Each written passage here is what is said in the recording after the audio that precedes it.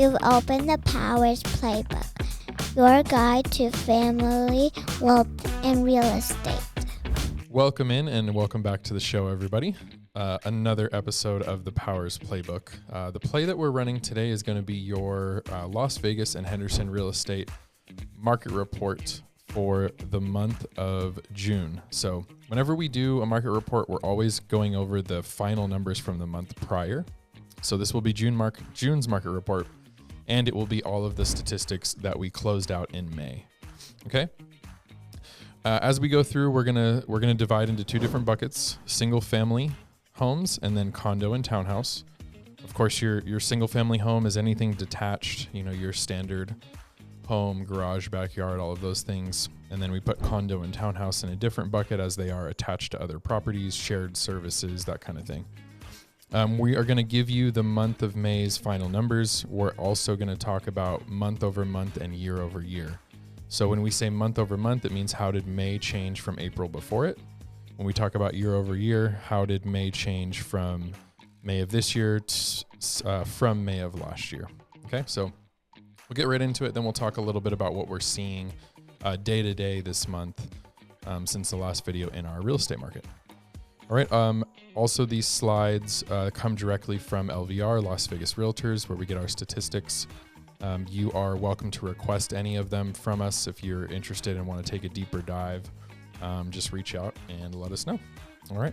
So we're going to start with units sold. All right. We're going to go all the way through single family, and then we're going to go all the way through condo. That way, if you are only interested in single family, you can kind of cut and break away. If you're here for condo townhouse, well, you get to listen to all of it. So lucky you. All right. So single family units sold in May, we had 2,066 units sold. That was down 2.1% from last month in April and down 1% from this same time in May of 2025. All right. So not a huge difference. I mean, we're talking 2 and 1% difference from even a year ago. So we are relatively running the same race that we were then as far as how many homes are selling. Median price of those units sold $490,000. That's your median price. That's up 3.4% from April, the month before, and up 2.1% from this time last year.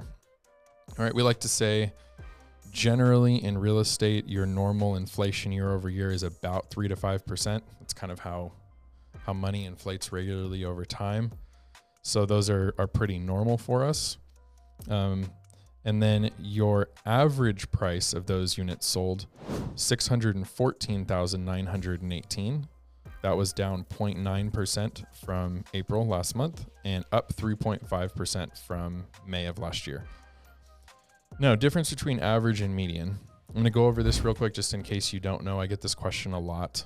The median would be if you took all of the units sold and found the direct middle of those. Okay, the direct middle number. The average is if you took all of the units sold and divided it by how many actually sold. All right, so the reason that there's a big difference, we're talking about median at 490, average at 615 basically, is when you pick the true middle, I think the median is a better tell of what the actual middle price is. The average, it skews because if we have a $10 million home or a $15 million home that sells last month, it's going to greatly change the average. And that really is why the average is up so much from the median. So just to kind of get you to understand why those numbers exist. If you're dealing in more luxury space, then the average may make more sense for you. For most of us, I think the median is probably the better tell of what the going rate is for your standard home in today's market. All right, sticking with single family, number of new listings in May, we had 3,309 single family homes come on the market last month. That was down 7.8% from the month before in April and down 7.9% from the same time last year in May. Okay, so we keep hearing our inventory is going up. Actually, in the last month, it went down 7.8%. And from this time last year, it's down 7.9%. Okay, so that's the number of new listings coming to market, not necessarily the total inventory, but the brand new listings on the market. The median price of those listings, $520,000. That's down 1% from April and down 2.3% from May of last year. So just slightly down. You can see the difference though. Median price of a new listing, $520. Median price of what actually sold, $490. So that's kind of your difference between what homes are being listed for and what they're selling for, is just a really quick synopsis of what's going on with price. Average price of those new listings, $721,715. That's down 3.1% from last month and 0.6% from May of last year. All right, so relatively similar to what it was a year ago and a month ago. All right, now we're going to talk about units available. Okay, this is where it's different from new listings. Total number of units available single family, 9,503. So almost we're getting near 10,000. That is up 0.6% from last month and up 4% from May of last year. All right, so even though the number of new listings is down a little bit, the total unit available and total inventory is still slightly up. All right, so we are still seeing some growth in inventory overall, just not brand new coming to market. We're down a little bit there. Means homes are staying on the market a little bit longer. Median price of those units available. So total available unit median price, $535,000, down 0.6% from last month, down 1.4% from last year. I think you can kind of see there are not major changes here. We're not talking about big percentage points really at all yet. So the market is pretty similar. Average price of those units available, $861,653. So $861,000, down 1.7% from last month, down 0.2% from last year. So relatively the same. That is our overall availability. Now, just for context, that is your ability, including those that are receiving offers. So that's, slightly skewed. Availability excluding offers, meaning not those that are actually receiving or pending offers. So that the number fully available, 6,784. So a little bit of a difference there. If we're talking about everything that's not sold, which would mean available and pending, it's 9,503. True available, not under contract or receiving offers, 6,784. So a little bit different. Effective months of availability. Okay, the way we calculate this, I think I shared this before, but just to refresh, it means how many months it would take us to sell through our active inventory if no new listings came on the market, right? So if we needed to sell through all 6,784 units available, it would take us 3.3 months to do so. That's our effective months of availability or effective inventory, basically. 3.3. That is up 3.6% from last month and up 3.1% from last year. All right, so we've got a little bit more availability than we did before. All right, last stat, time on market. How long did it take for properties to sell? Okay, or we call this days on market a lot of times. We are giving you the stats on how many sold in certain marks of days. So that's why it's time on market. Last month, 58.2% of listings sold within 0 to 30 days. So that's still over half of your properties are still selling within 30 days. Last month it was 56.8, so we have a slight change there. Last year it was over 61%. Okay, so the market is a little slower than it was before. 31 to 60 days, we're selling 19.2% of inventory in that time. 61 to 90 days is 11.2%. 91 to 120 days, 4.4%. And 121 days plus 6.9%. So obviously you can see after that 30-day mark, there's a big drop off in percentage, which means your home buyers out there are generally over half the time buying something that's been on the market 30 days or less, right? They're looking for a quality product that's ready to go. It's priced right. And they're willing to either take on what has to be fixed because it's priced properly, or they want to just move in and get ready to go. So your 0 to 30 days is still where most of our homes are selling, which I think would be surprising to some in that context. All right, that's single family. We're going to move over to condo and townhouse. Number of units sold in May, 509. That's down 4.5% from last month and down 8.9% from last year.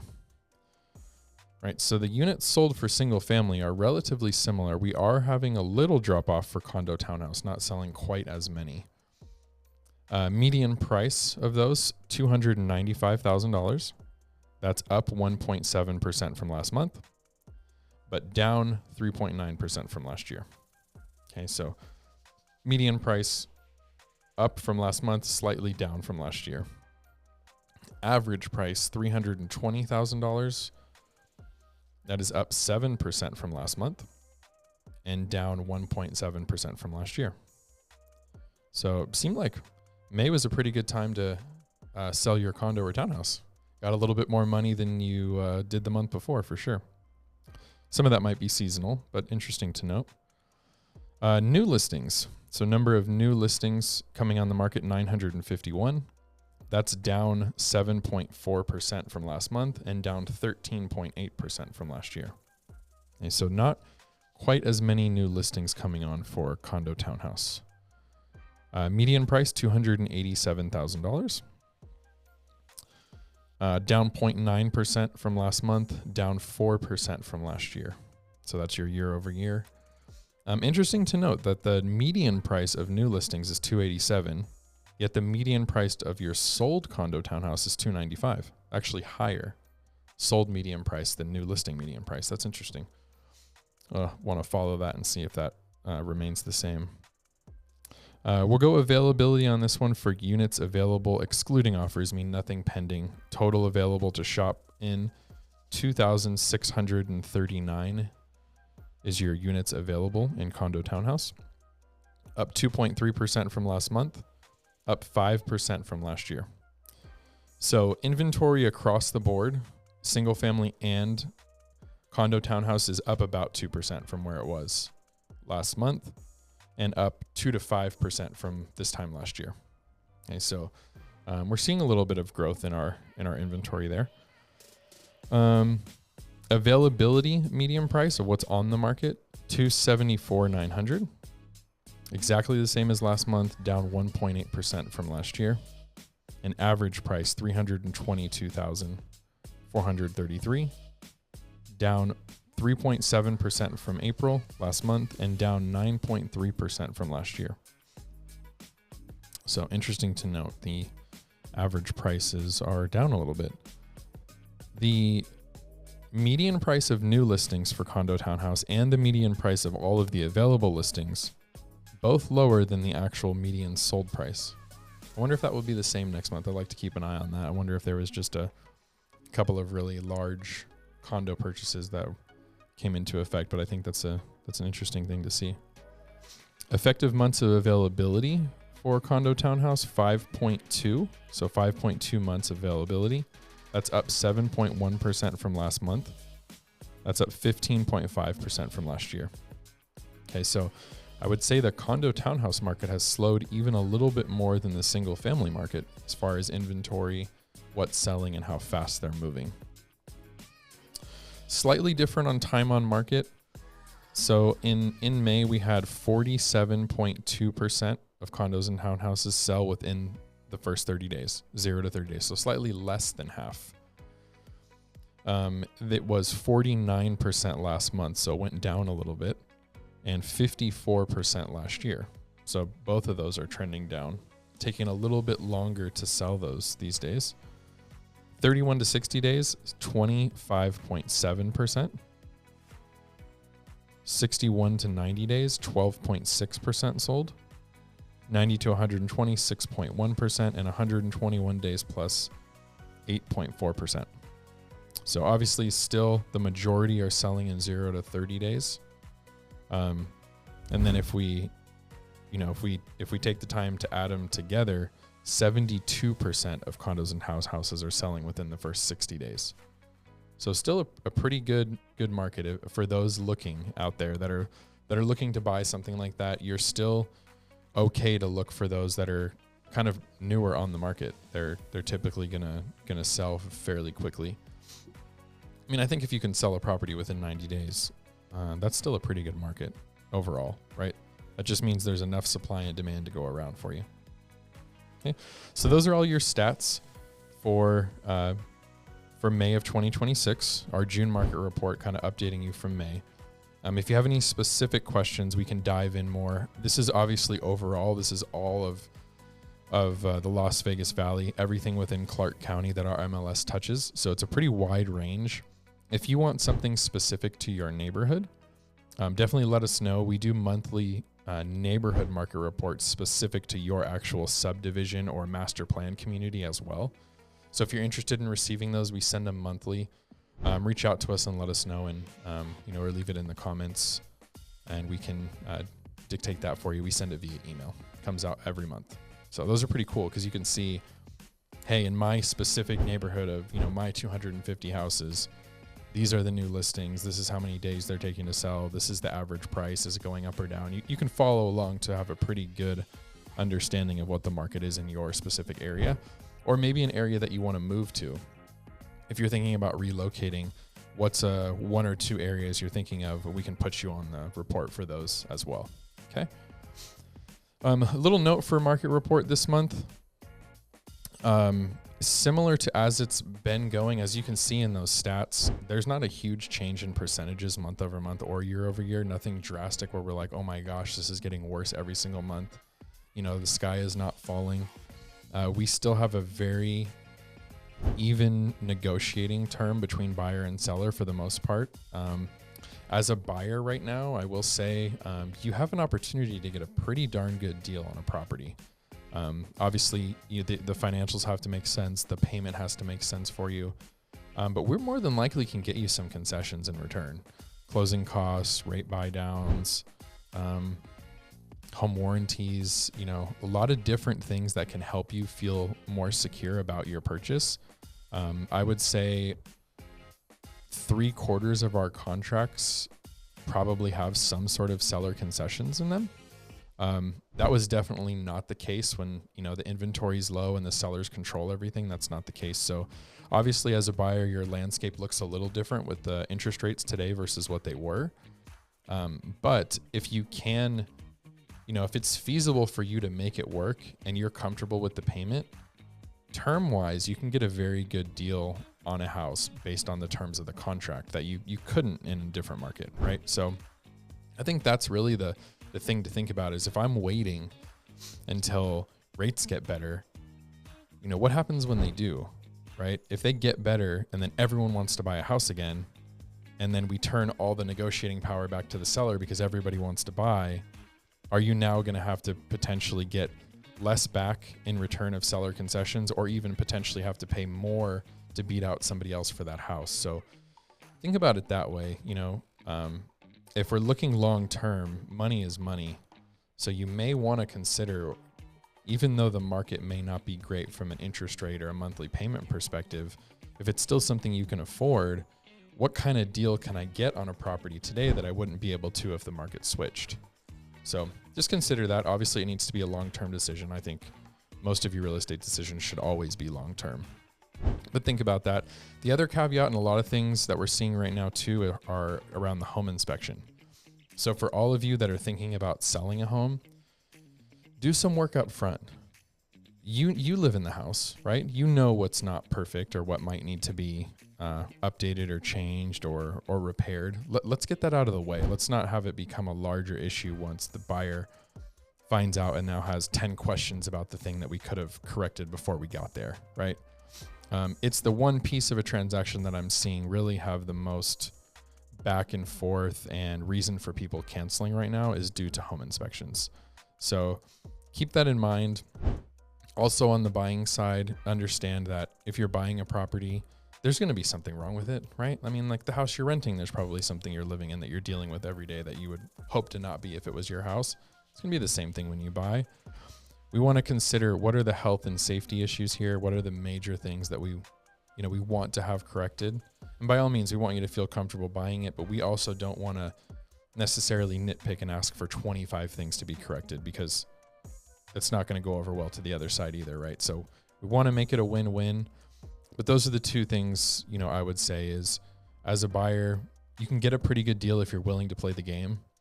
And on both sides, let's get ready and prepare for and understand what the home inspection process is like.